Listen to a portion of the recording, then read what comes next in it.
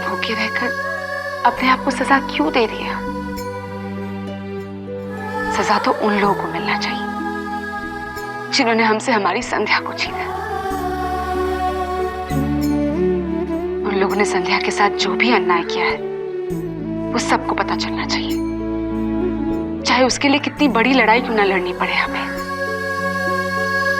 लेकिन ताई, लड़ाई लड़ने के लिए हिम्मत की जरूरत होती है, ताकत की जरूरत होती है, छीना पड़ता है। और छीने के लिए खाना तो खाना पड़ेगा ना। चलिए थोड़ा सा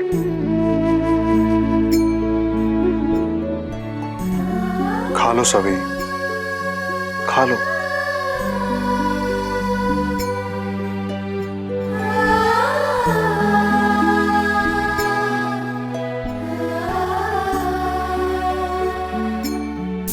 माँ, अब जिस घर में आती हूँ उस घर के सारे क्लेश दुख नष्ट हो जाते हैं। फिर हमारे साथ ही ऐसा क्यों? आप हमारे घर आई और हमारी संध्या हमसे दूर हो गई। आपके लिए मेरे मन में आस्था अटूट है, पर हाँ, मेरी संध्या के लिए मेरा प्यार भी उतना ही अटूट है। आज मैं आपसे इंसाफ मांग रही हूँ, मेरी संध्या के लिए इंसाफ मांग रही हूँ। आज आपके विसर्जन का दिन है। मैं आपसे वो शक्ति मांग रही हूँ जिस शक्ति से मैं जागीरदार परिवार से लड़ सकूं। मेरी संध्या ने तो कभी दुनिया नहीं देखी, पर उसे इंसाफ जरूर दिखाना मां। मेरी आस्था को टूटने मत देना।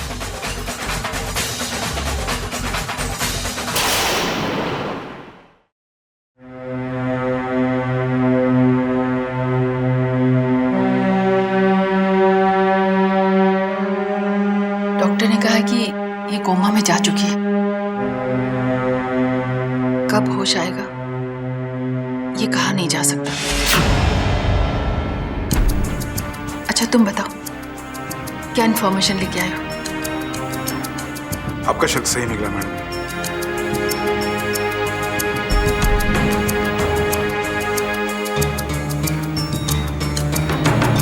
ये युवराज जागीरदार की ही पत्नी है,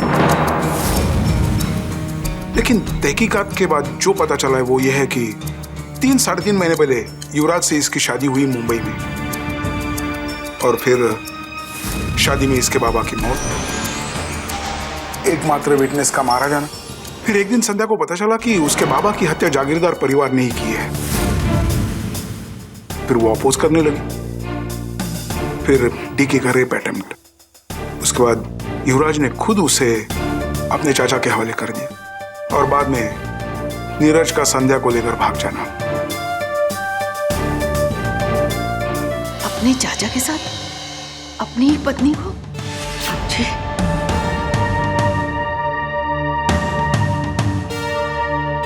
इतनी घिनौनी बात है। फिर गिरे हुए तो ये लोग पहले से ही थे, लेकिन इतना। लेकिन ताजुब इस बात का है कि ये इतने बड़े परिवार की बहू समझ में नहीं आता। कोई बात नहीं, पता चल जाएगा। इतना सब भी तो पता चला है, आगे और भी पता चल जाएगा। बस एक बार इसको होश आ जाए तो ये हमें सब कुछ बता देगी। लेकिन अगर इसे होश नहीं आया तो मानिक हमें नीरज को तो ढूंढना ही होगा।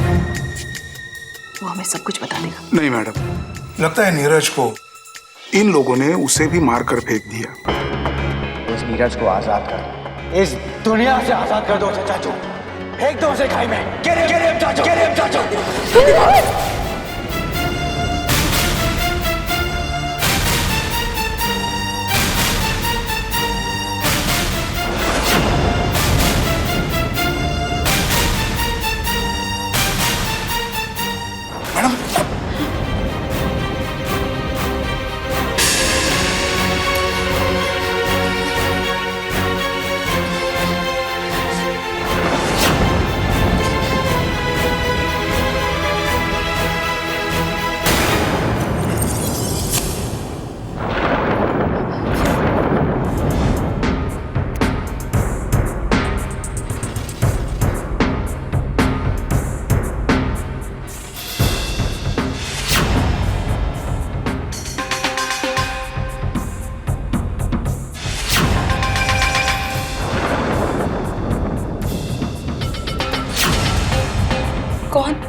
कौन हो तुम?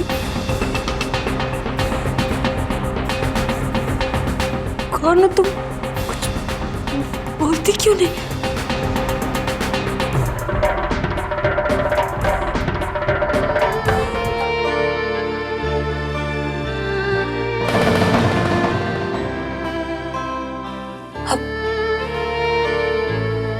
आप दोनों कौन है?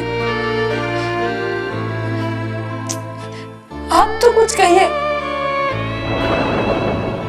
हम तुम्हारे आगे नहीं, तुम्हारे पीछे खड़े बेटा। और जिससे तुम बातें कर रही हो वो कोई और नहीं, तुम खुद हो। और तुम्हारे सामने आईना है।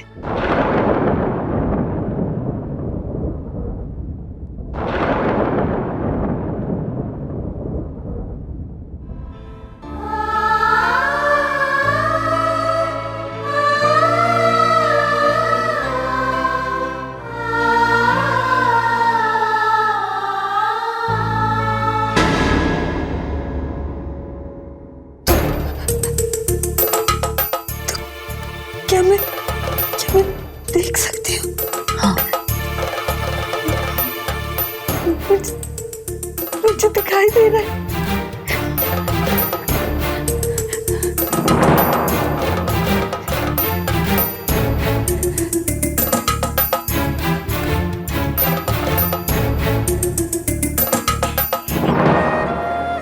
मैं देख सकती हूँ। मैं देख सकती हूँ। मैं देख सकती हूँ। मुझे सब कुछ दिखाई दे रहा है। मेरी टाइम, मेरी साक्षी दी कहाँ है? मैं सबको बताऊंगी। देखिए ना, मुझे दिख रहा है। मुझे आप लोग दिख रहे हैं। मैं ताई, मैं सब।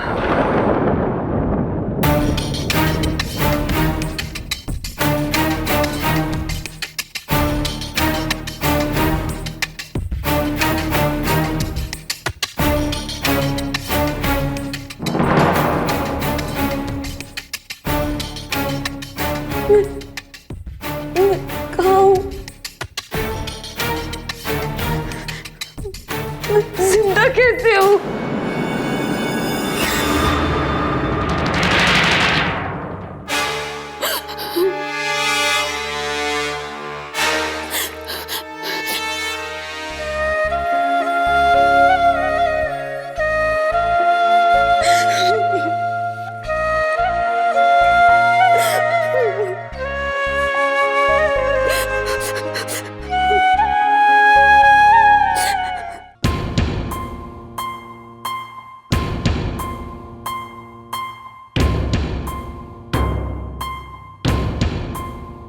युवराज बेचारा कितना डरा हुआ था। उसका डर फिजूल नहीं है भाई साहब। अगर इंस्पेक्टर भोसले ने युवराज को हॉस्पिटल से जेल में शिफ्ट कर दिया तो बता रहा हूं मैं आपको भाई साहब, युवराज का डर सच साबित हो जाएगा। सच साबित हो जाएगा मतलब? भाई साहब, जेल में क्रिमिनल रिकॉर्ड्स के लिए मुजरिम की वैसी ही तस्वीरें खींची जाती हैं जैसा युवराज बता रहा था। मुजरिम के शरीर पे एक भी कपड़ा नहीं होता है भाई साहब। उसके हाथ में सिर्फ एक स्लेट थमा दी जाती है जिसपे उसका कैदी नंबर लिखा होता है। अगर ऐसा हो गया तो? तभी तो कह रहा हूं आपसे भाई साहब कि युवराज का डर बिल्कुल सही है। अगर पुलिस वालों ने युवराज की वैसी तस्वीरें ले ली भाई साहब, युवराज का राज सारी दुनिया के सामने आ जाएगा। नहीं नहीं नहीं, हम ऐसा नहीं होने देंगे भाई साहब। कुछ तो करना होगा, कुछ तो करना होगा। इससे पहले कि वो लोग युवराज को जेल में शिफ्ट कर दें, हमें युवराज को हॉस्पिटल से ही छुड़वाना होगा। अगर युवराज बेकसूर है तो ऐसी नौबत ही क्यों आएगी?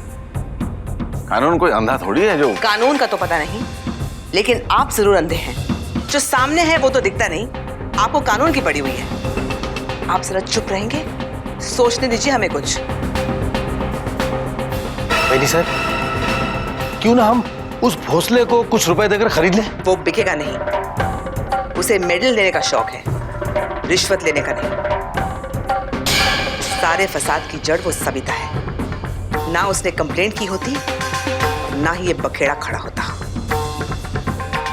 अब बस एक ही रास्ता है, किसी तरह से उस सविता को मनाए और अपना केस वापस लेने के लिए राजी करते हैं, तभी कुछ हो सकता है।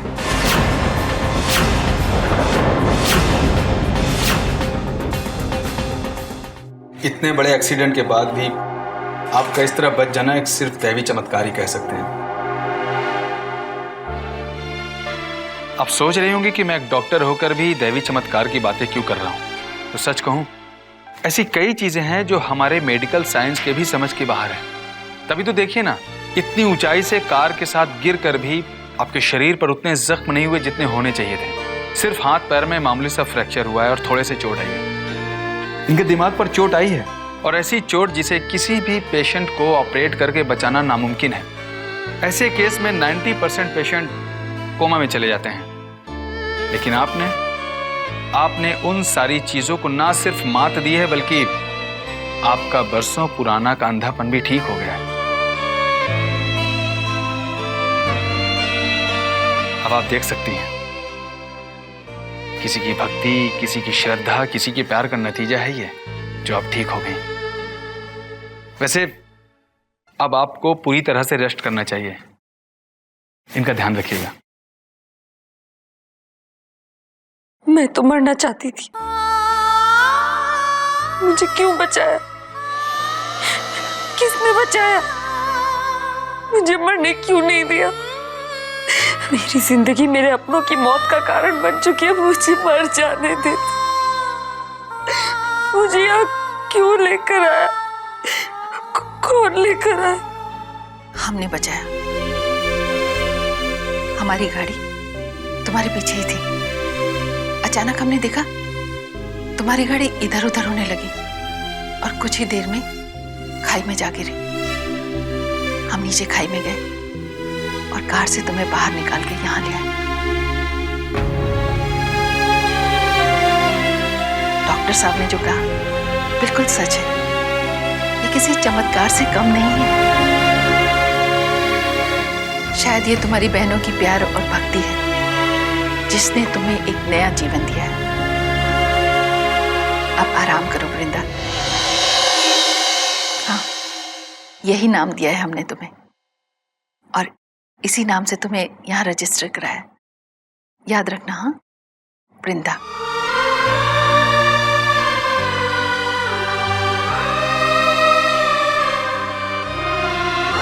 चलो मनी।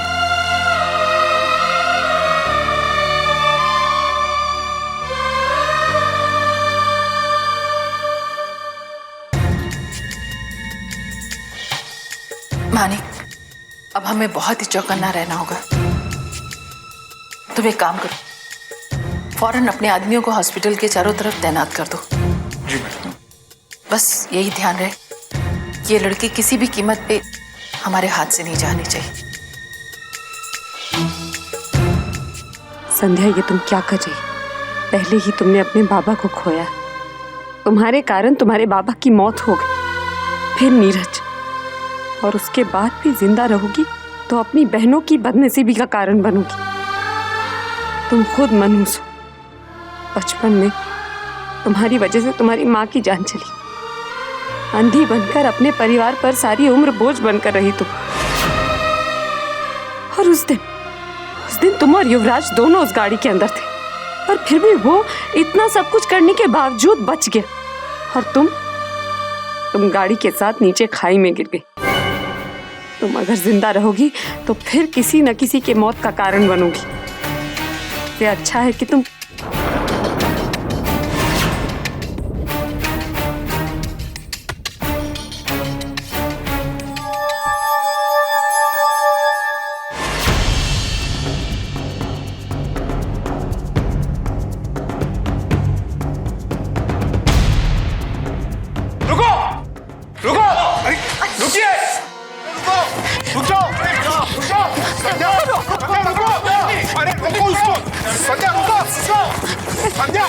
उसको रोको। लड़की ये क्या कर रही है? मुझे छोड़ दो। नहीं, मुझे मत जाने दीजिए, मुझे नहीं जीना। तुम ऐसा नहीं करवा रही है, मुझे तुम नहीं ऐसा कर रही है।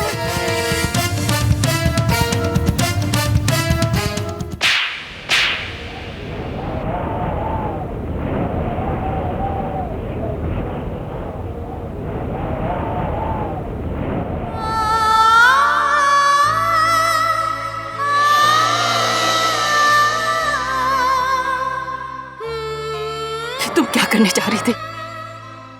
तुम क्यों अपनी जान देना चाहती हो? अरे इतने बड़े हादसे के बाद तुम बच गई और तुम्हारी आंखों की रोशनी भी वापस आ गई, तो इसकी कोई ना कोई वजह तो होगी। ऊपर वाले का इशारा क्यों नहीं समझ रही हो? और अपने साथ हुए उस हर अन्याय का बदला लो जो तुम्हारे पति युवराज ने तुम्हारे साथ की है। तुम्हारे बाबा की जान इस जागीरदार परिवार ने ली, तुम्हें उसका बदला लेना है। एक इंसान जो तुम्हारी मदद करना चाहता था, उसको भी इन्होंने मार दिया, नीरज को। क्या इन सब बातों का बदला लिए बिना तुम यहां से जाना चाहती हो? अब कौन है और ये सब कैसे जानती है? हम कौन हैं और ये सब कैसे जानते हैं, इस वक्त ये इम्पोर्टेंट नहीं है। वक्त आने पे हम तुम्हें सब कुछ बता देंगे। तुम्हें अपने साथ हुए हर अन्याय का बदला लेना है, लेकिन भगवान के लिए अपने दिमाग से ये मरने का पागलपन निकाल के फेंक दो। तुम्हें जीना होगा, तुम्हें अपने साथ हुए हर अन्याय के खिलाफ खड़ा होना होगा। तो ये समझो कि यहां से आगे की जिंदगी तुम्हें सिर्फ इसीलिए मिली है। अब तक तुम संध्या थी, उस एक्सीडेंट के साथ संध्या भी मर गई। अब तुम वृंदा हो और अब वृंदा बन के तुम वो सब करोगी जो भगवान तुम्हें करते हुए देखना चाहते हैं। समझी तुम?